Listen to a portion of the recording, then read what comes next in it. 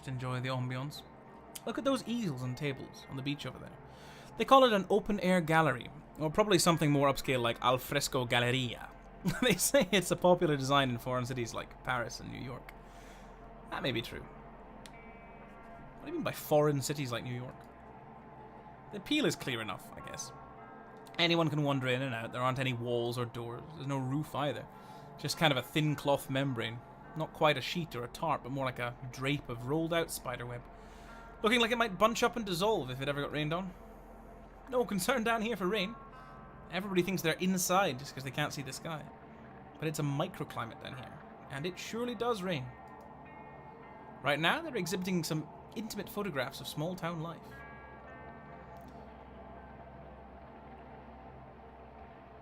There's one of a small girl playing in a puddle. She's got her back to the camera and she's fussing with something, looking at her hands. Maybe she's stuffing a message in a bottle or folding a paper boat. Reviews have been good. It's a popular show. Probably because of its relevance. The town depicted in these photos was very recently flattened to make way for a big museum project.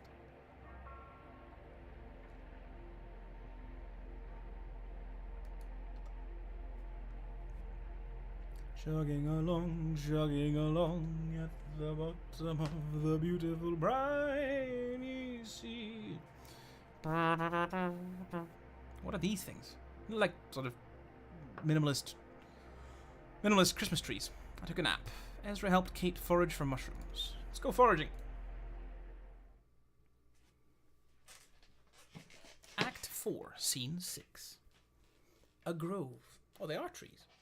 Okay, cool.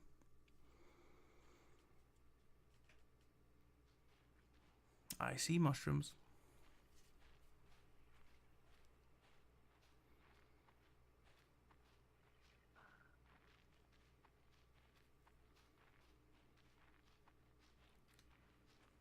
Oh, that's really cool lighting. I like that a lot. Oh, excuse me. Okay. She lit a second cigarette with the embers of the first one. She trembled, sweating a little under a heavy coat. It was warmer near the doors, but she was following directions. No smoking within 20 feet of hospital entrance. Kate gently rolls a fallen branch and plucks something. What? Let's take on that one because it's weird. She stood by a oh, they're both going at the same time. Okay. So she stood by a hot dog cart parked at the edge of the sidewalk. Kate gently rolls a fallen branch and plucks something white from the underside. She holds it up for Ezra to examine. Pleurocypella porogens. The common name is angel wings. Isn't that pleasant? They have a delicate, springy texture, and they're tasty, like sweet moss. Would you like a bite? Okay. Ezra takes a small bite and ruminates. What do you think? Is it supposed to be spicy? No. Go ahead and spit that out. It's okay. My mushroom hunting mentor told me it's useless to pretend to know mushrooms. They escape your erudition. The more you know them, the less sure you feel about identifying them. She taps the cover of the small red book she's carrying. That's why I always bring my favorite guidebook. You could have just killed this boy. She points to a small mushroom growing in the dirt. Oh, here's an important one to recognize, though. Look, see the sort of greenish pallor on the cap? Amanita phalloides. That's Greek. Amanita means mushroom, and phalloides means, never mind. Phalloides means penis-like. Can you eat it? It smells like honey. Yeah, sort of nauseating, though, right? Sickly sweet. Death cap, that's the common name for it. It's killed a lot of people, this little mushroom, including a few Roman emperors. It's a revolutionary. Even the Buddha died from eating a mushroom when he was very old. It's just what they do. Clear away old things, make room for new things. Pretty important, right? I've always thought they deserved a little more respect. Would you like to help me look for a few more? I have a sort of shopping list. Great, look for... Actually, just grab any mushrooms that catch your eye and throw them in this bag. Let me know when you're done, and we'll see what we've got. Have fun. That's the second rule of mushroom hunting. The first rule is ask Kate before eating anything, okay? Oh my word. Ezra investigates a rotting stump. The stump is ringed with overlapping shelves of mushrooms striped brown, blue, grey, white. A caterpillar crawls along one of them. He didn't like to play in the house. It was always too cold. It seemed to store up the cold at night, then slowly discharge it into his bones during the day, while the sun bounced feebly off the windows. But he liked to play in the woods behind the house. He didn't have any friends nearby. None of their new neighbors seemed to have children at his age. So he played alone in the woods. Alone, except for the deer. Ezra inspects the mushrooms. It smells spicy, sweet, mild. Like how Ezra had expected his father's tobacco to taste, when he hastily chewed and swallowed a noxious fistful, oh god, and spent the afternoon retching in secret. Oh, that sounds terrible. He heard someone calling his name, probably his mother. But her voice didn't sound right through the trees. He kept going. Ezra tears off a piece of the mushroom and puts it in his bag. I'm just going to do these one at a time. Ezra pokes around the base of a cypress tree. A brownish clump of mushrooms feathers out from the base of the cypress tree. A few feet above, several pale blue puffs cling to the trunk. The woods were full of deer. His dad said the deer liked the best to live in the edges of the forests. Recent development in the area had created a lot of fresh edges, so they massed here and sometimes ran into the road. Ezra crouches to get a closer look at the brownish clump. Blue puffs are almost certainly not edible. The mushrooms looked dried out and brittle, almost like tree bark.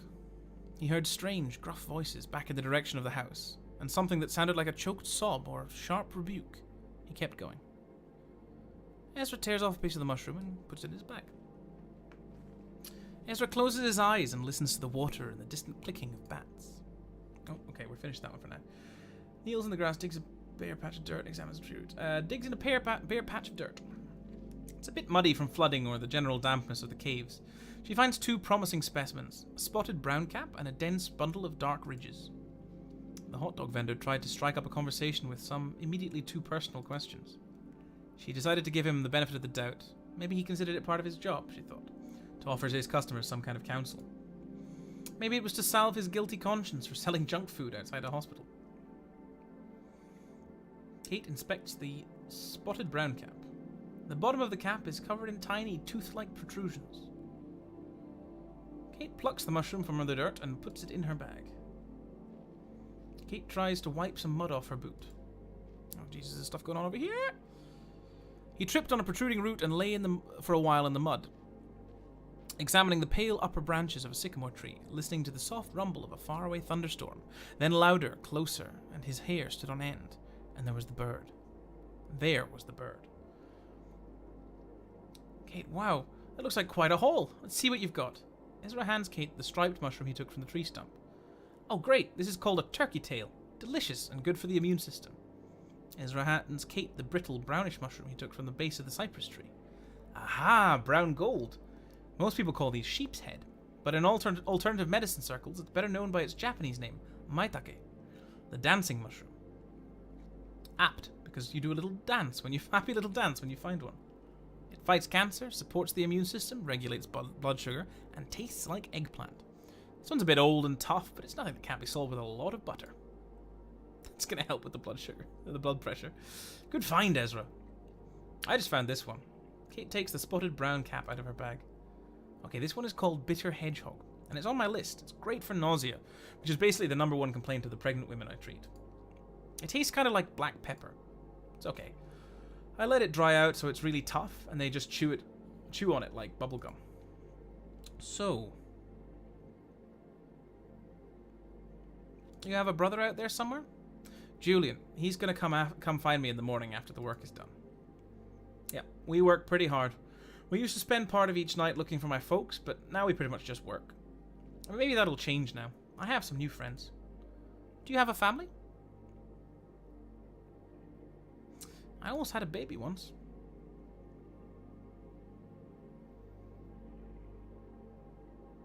I learned a lot about difficult pregnancies, at least. Now I can help other women. I've basically been on my own since then. Well, that's not really true. Just about everyone who sets foot aboard the Mucky Mammoth feels like family to me now. I guess if nobody's family, then everybody's family. These are the only trees in this whole cave. Who planted them here? Right, not many trees down here in the dark. I know these are some kind of cypress, and they were definitely planted here deliberately. By someone who guess I don't know much about this place, really. It's supposed to be some kind of memorial to something? Will would know more. Sorry, it's a mystery. Ezra kicks the dirt. Months later, she came across a book on homeopathic medicine in a used bookstore and bought it. It's a mystery. I'll search for clues. She put out her cigarette, said goodbye to the hot dog vendor, and spent the rest of the afternoon listening to doctors and trying to understand the world as they did, as a list of discrete injuries to be mended. Let's see. Looks around the shore. Ezra steps on a plastic bottle. A wooden post projects from the sand nearby. Ezra picks up the plastic bottle. There's a scrap of paper inside the bottle. Ezra takes it out and reads it. Message: eggs, flour, Chardonnay, laxative, paper towel, scratch ticket. Ezra. It's a good shopping list. Ezra examines a large stone monument. The monument is covered with lichen and painted text. Ezra inspects the lichen. Colourful lichen coats the surface of the monument, mixing with painted graffiti, in some places indistinguishably. Ezra inspects the contents of his pockets. Alright, what have you got? There's some weird, colourful moss growing on the stone face monument. Ah, that's called lichen. It's actually part fungus. Sort of a weird hybrid. Hello, boat coming in the foreground. Not really my area of expertise, but some of it has useful medicinal properties, and some of it is poison. The usual. It's beautiful. It's a boat full of cats. It's beautiful though, isn't it? Oh, that's what the noise is. It's cats screaming. What do you think this monument is for? I'm not sure anyone remembers. I found this message in a bottle. Looks like somebody's grocery list. Well, Ezra, I can't say I know what that all adds up to. Like I said, I wish Will were here. He'd have some local history for us. We can ask him back on the boat. I was going to say, can somebody point out the boat, please? Kate and Ezra look up at an old battleship drifting by. Oh, there it is. The Iron Pariah. Don't worry, it's just passing by. What do you think of it? Is it full of ghosts? Oh, I don't know. Probably. I mean, no, definitely not. You don't believe in ghosts, do you? No.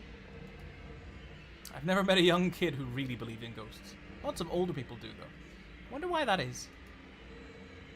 Never... Let me see. Supposedly there's nobody even aboard. No people, I mean.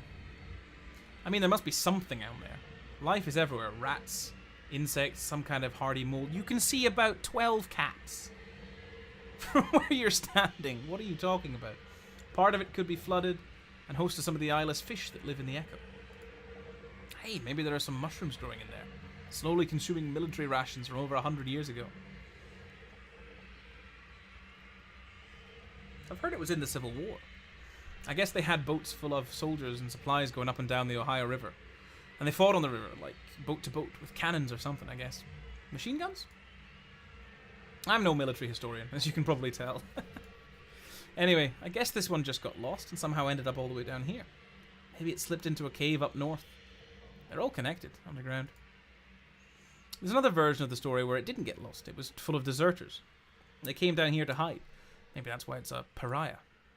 More mysteries. They do pile up over time, as people forget the details. Thanks for taking me mushroom picking. Mushroom hunting. You can pick apples because they're right out in the open. Mushrooms hide. You have to hunt for them.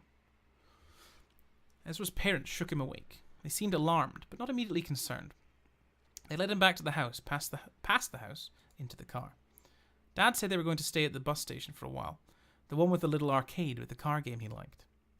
Dad watched him closely in the rearview mirror, expecting Ezra to be excited, or confused, or scared, but he didn't feel anything. He hardly seemed to hear. In fact, he felt like he was observing the family car from a distance, from far above, from the clouds.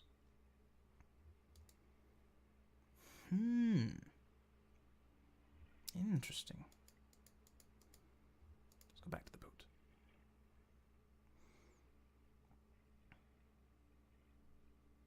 Oh, it's time to go. There's nothing else here.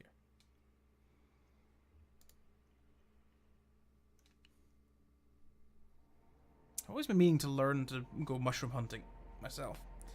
Because I like just walking in the woods, and if you can find like some tasty mushrooms at the same time that aren't going to kill you or cause you to vomit or hallucinate, or maybe some make you hallucinate a little bit, then I'd definitely be up for learning how to do that. See that rough circle of rocky protrusions near the shore? It's more intricate than it looks. More than 2/3 of it is actually underwater. I haven't seen it myself, but listen to this.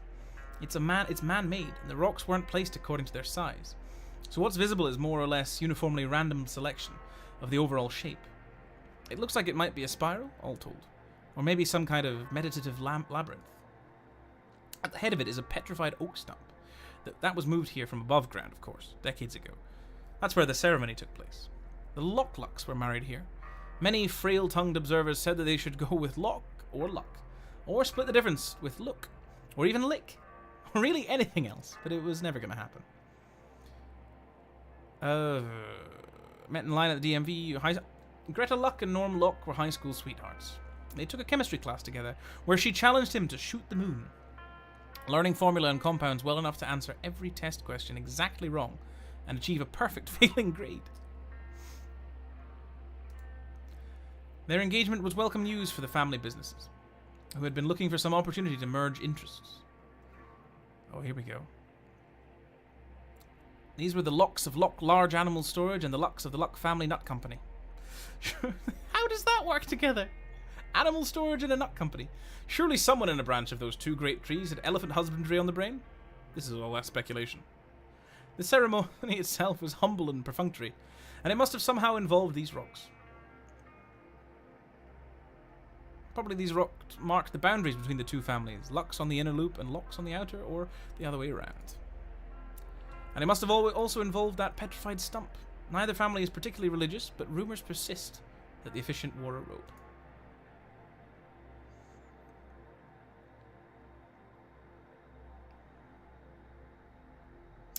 Picked up a mushroom stew in the kitchen. Let's see what that does. Act 4, Scene 7. The Mucky Mammoth. Let's fix a mushroom stew.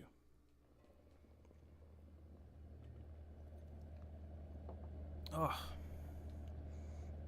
I had a few of these really big caps with the slimy gills. I shouldn't say slimy. Moist. The lady in the video called for portobello, but I prefer never to know a mushroom by name. We're stopping at a restaurant soon, right? Sure. Salmonitas. This stew is for tomorrow. It has to simmer all day. Some things are just better done slowly. It's true. We've added the anonymous mushrooms, so next we, I've got the recipe video on Paul's next door. I used to follow a recipe I learned from Ida herself. The best cook you're going to meet on this river. Of course, it had a few secret ingredients. She has the good sense to preserve some mystery around her cooking. Better for business. Ida is so shrewd. She swore me not only to secrecy, but to ignorance. I had to promise to forget the recipe just as soon as I'd cooked it. Let me tell you, it's not so easy to forget something on purpose as you may think, my friend. Not so easy. Oh yeah, we haven't been recording anything.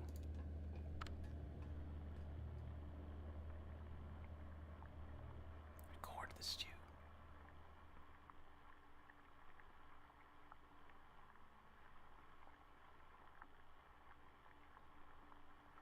Some good stewing. Okay. Let's look at the recipe. This is a tiny little room. Speak to Shannon. Crushed tomatoes, salsa, or even a little ketchup. Here's the thing, nobody has to know. Throw in some more of that spice blend we threw together earlier, stir all that up, and crack a beer, baby. You'll be here for a while. What did she just say to do? Will's trying to make the stew right now. She just said to add something red. I saw some maraschino cherries in there. Maybe I can help him figure it out. I got kind of sucked into this program.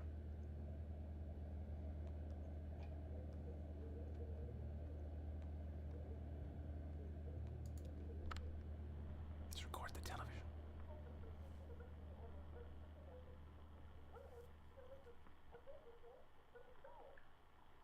Is that Julia Childs? Could be. It's got the right sort of cadence. Let's go back and talk to Will. And even that wasn't enough to convince her. So I trained rigorously in the art of forgetting, studying for months under a master amnesiac. Finally, I learned to forget so quickly and accurately that I was able to convince Ida to share with me the most obscure secrets of her kitchen.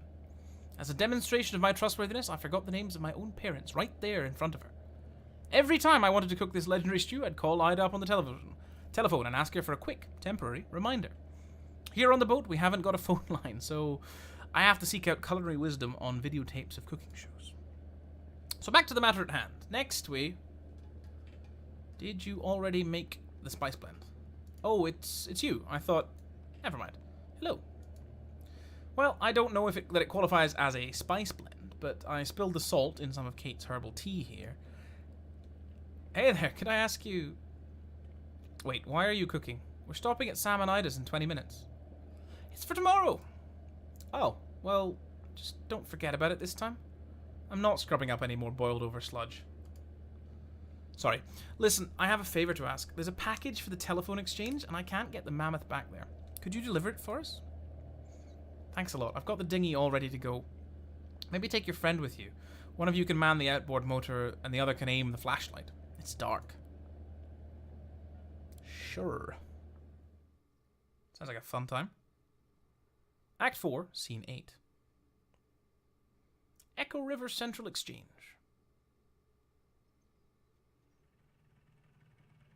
Thanks again for your help. This is about as far as the tugboat can go. You know, noise and lights disturb the bats. So, you'll pass through the bat sanctuary, which is really nice, by the way. Be sure to check out all the plaques and stuff for cool bat facts. Plenty of time. Anyway, the Echo River Central Exchange, or, excuse me, Consolidated Auxiliary Switch number 30, they exchanged the name on when the power company took over.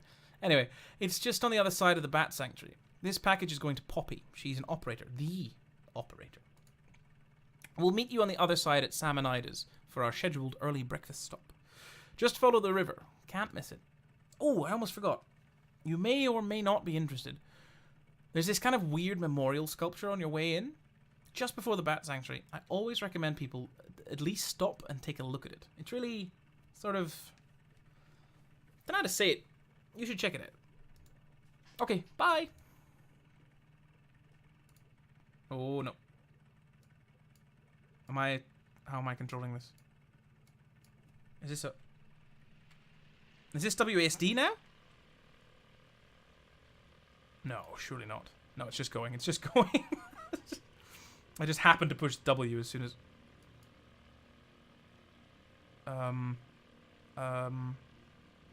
This is just going on its own, right? I don't have to be controlling anything here. Or is it like where my mouse is? Okay, no idea. I think it's just going on its own accord. We claim these helmets and the names of the folks who wore them, and we place them here in their memory, but also as a spit in the greedy green eye of that power company who bought up our old mine and traded our brothers and sisters' safety for a little more yield, but only yielded 28 good men and women dead when the walls collapsed and the tunnels filled with water. Their lungs were black, but now they're washed clean and full of water, too, and swept through hidden tunnels into some awful cave we will never find, so we guess the water buried them for us, so let this here be the mark for This is terribly written. And if any son of a bitch from that power company wants to take back these helmets as company property, just you try it and see what will happen. Hey, Elkhorn. That's the mine we met in. Where your folks, worked. Looks like it's been here a while. I sure as hell wouldn't mess with it. You think whoever wrote it is still that angry? Sure, angry. Mainly just hurt. Yeah, everyone's got their way, I guess. This probably stirs up. I mean, how do you...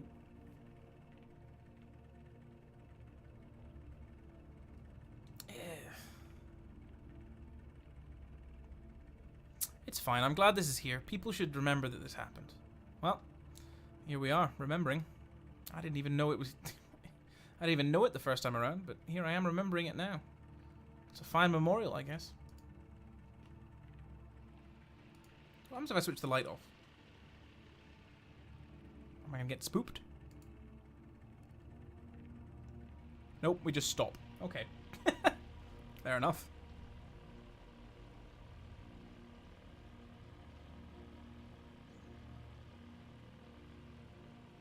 Hey, guys.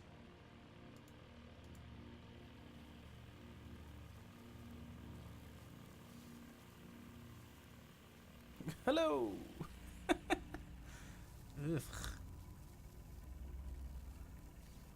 What? You're looking at me like I'm crazy. Are you feeling okay? Oh, sure, it doesn't hurt anymore, my leg. It's just kind of numb, like it's not there. My shoulder too, actually. That's an old one, though, from an accident. I'm lucky I just had some nerve damage there. Probably should have been a lot worse. You know, those guys from the distillery are just making the best of a bad situation. Just like the rest of us. Hey, one of them said to me earlier that they could even help me take care of those medical bills for my leg, you know? Get it all together on a plan. Consolidated. It sounds like a really bad idea. Oh, I don't know. They seem to have a lot of experience with this kind of stuff. They've got a whole process figured out. No, Conway, no. It's a trap. Anyway, I have a feeling it'll all work out. Even for me? Hey, why not? Seems like we're getting pretty close to finding your cousin, right? Besides that, you're young, smart, plenty of time to bounce back from whatever. Listen, that old truck I've been driving belonged to my boss, Ira, Lysette's husband. To be honest, Ira didn't like me very much, but somehow Lyse got it into her mind that he would have wanted me to have that old truck someday. Maybe to make up for all the yelling he did, or maybe so his ghost could hold it over me. Just one more thing to feel like I owed him for. Anyway, they got their own trucks at the distillery, and now that the antique shop is closing up, I've got no use for that old truck. I was thinking you could take it. I barely know you. Hell, I barely know anyone. It's not like I'm going to give this truck to my damn brother or something. I don't even know how to get a hold of him these days. Oh, hello again, distillery people. Well, just think about it anyway. You'd be doing me a favor, you know? One less thing to deal with.